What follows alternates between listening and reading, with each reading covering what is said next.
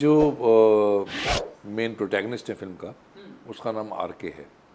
वो film maker है और आर.के. जो है वो फिल्म बना रहा है, और जो वो फिल्म बना रहा है उसमें वो एक्टिंग भी कर रहा है, और वो जो कैरेक्टर है वो पिक्चर में से गायब हो गया।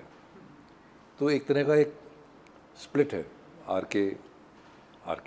वो बहुत मुश्किल काम नहीं है, क्योंकि सब चीज़ें एक साथ तो नहीं होती हैं। मतलब जब आप लिख रहे हैं पिक्चर, तो आप खाली फिल्म लिख रहे हैं, वो तो अलग ही वक्त है।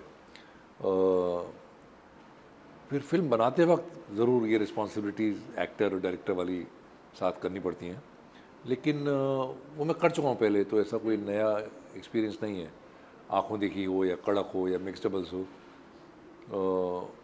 तो इतनी कोई बड़ी बात नहीं है।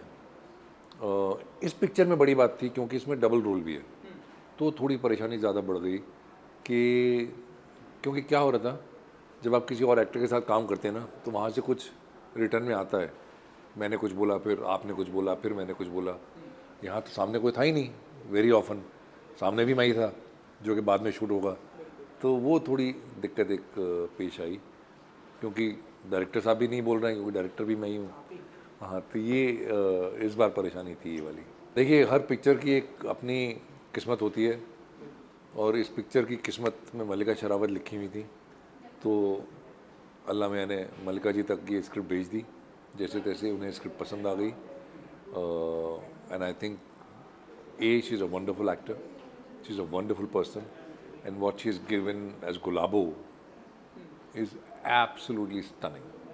कहानी कहाँ से आती है, कहानी का जन्म कहाँ होता है ना, ये बताना बहुत मुश्किल है, क्योंकि मुझे भी नहीं पता वो कहाँ से पैदाइश हुई थी उसकी, कैसे वो ख्याल आपको आया। फिर लेकिन एक बार जब ख्याल आ जाता है आपके दिमाग में, तो वहाँ कुछ बनता रहता है उस ख्याल का, आप उसके साथ खेलते रहते हैं।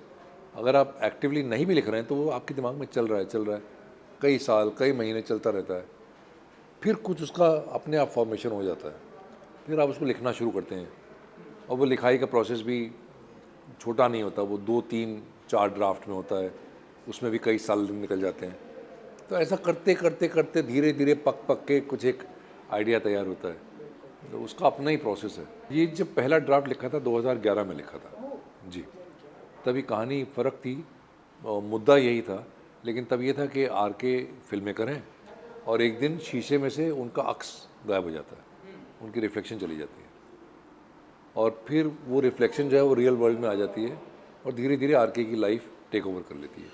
पहला ड्राफ्ट ये था, फिर धीरे धीरे चेंज होते अब ये महबूब आलम में बदल गया। Thank you. Subscribe to Midday India. Get direct notifications on all our videos by clicking on the bell icon.